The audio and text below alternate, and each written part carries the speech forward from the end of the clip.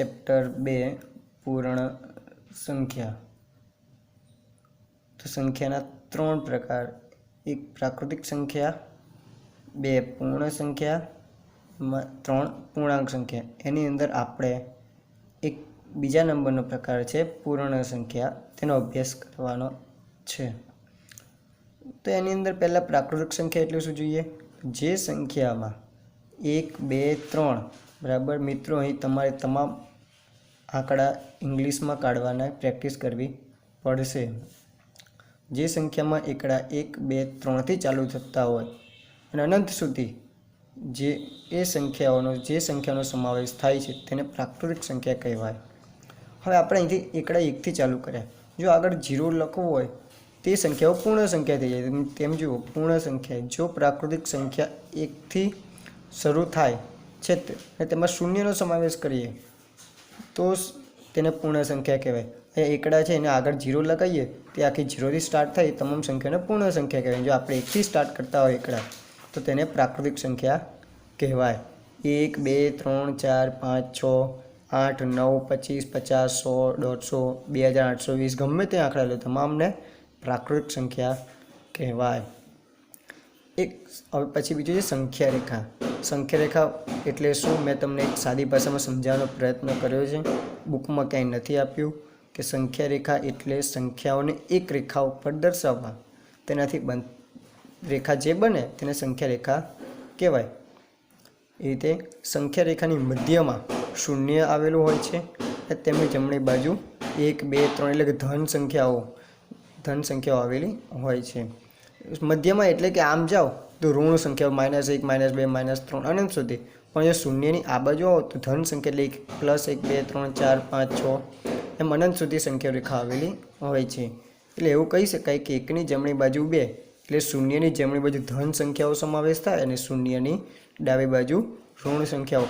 આ વિકલ્પોમાં પૂછાય છે પરીક્ષામાં, એટલે તમારે ધ્યાન રાખવું પડશે।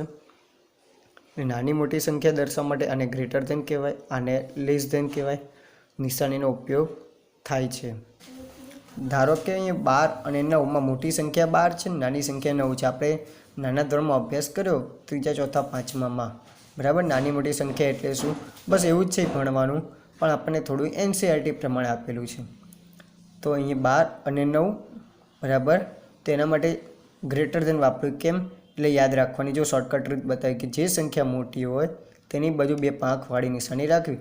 એટલે કે અહીંયા જો 12 મોટી સંખ્યા એટલે આ 2 પાંખ અહીંયા આની બાજુ છે, પછી આ શોર્ટકટ રીત યાદ રાખવાની કે જે મોટી સંખ્યા એની બાજુ 2 પાંખવાળી નિશાની રાખવાની। ધારો કે 16 અને 25માં મોટી સંખ્યા 25 અને નાની સંખ્યા 16 છે, તો 25 બાજુ 2 પાંખ રાખવી। કેમ કે જો 16 અને 25, તો આપણે અહીંયા 25 બાજુ 2 પાંખ રાખી, તો આને વંચાય, જેને વંચાય છે 16 લેસ ધેન 25, એટલે કે 25 કરતાં 16 નાની છે। જે સંખ્યા નાની હોય એની બાજુ આવું તીર રાખવું। પછી આને બીજી રીતે પણ લખાય, 25 આગળ લખીએ અને 16 પાછળ લખીએ તો 25 મોટી કહેવાય, તો 25 બાજુ 2 પાંખ રાખવાની। તો જેને વંચાય 25 ગ્રેટર ધેન। પછી છે સંખ્યા રેખાના સરવાળા, બાદબાકી, ગુણાકાર। આપણે અત્યારે સાદા સરવાળા બાદબાકી ભણ્યા, બરાબર। હવે સંખ્યા રેખા પ્રમાણે ભણવાના। તો એ જ કઈ રીતે? ધારો કે અહીંયા 2 + 5 બરાબર 7 થાય, તો આપણને બધાને ખબર જ છે, પણ સંખ્યા રેખામાં શું જવાબ આવે? તો અહીં એક સંખ્યા રેખા દોરી, જેને સંખ્યા રેખા કહેવાય। તો 2માં કેટલા ઉમેરવાના કીધા આપણને? 5। તો આ 2 છે, તો કેટલા સ્ટેપ ખસવાનું? જમણી બાજુ હંમેશા સરવાળો કરતાં જમણી બાજુ ખસવું, આ નિયમ યાદ રાખવો। તો 2માં કેટલા સ્ટેપ ખસવાનું? 5। તો 1, 2, 3, 4 ને 5, 5મા સ્ટેપે શું જવાબ આવ્યો? 7। તેનો મતલબ કે 2માં 5 ઉમેરીએ તો કેટલા જવાબ આવે? 7। અહીં આપેલું જ છે કે 2માં 5 ઉમેરવાના હોવાથી સરવાળો કરવા હંમેશા જમણી બાજુ ખસવું, તો 5 આંકડા ખસવા તો 7 આવે। હવે બાદબાકી, હવે સરવાળામાં આપણે જમણી બાજુ ખસતા તો બાદબાકીમાં ડાબી બાજુ ખસવાનું। તો અહીં 7માં 4 તો આપણને ખબર છે કેટલા વધે?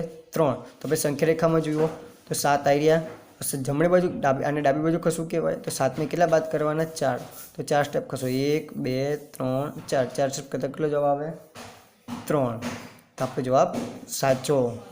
હવે સંખ્યા રેખા ઉપર ગુણાકાર, 3 × 3, 3 તરી 9 થાય।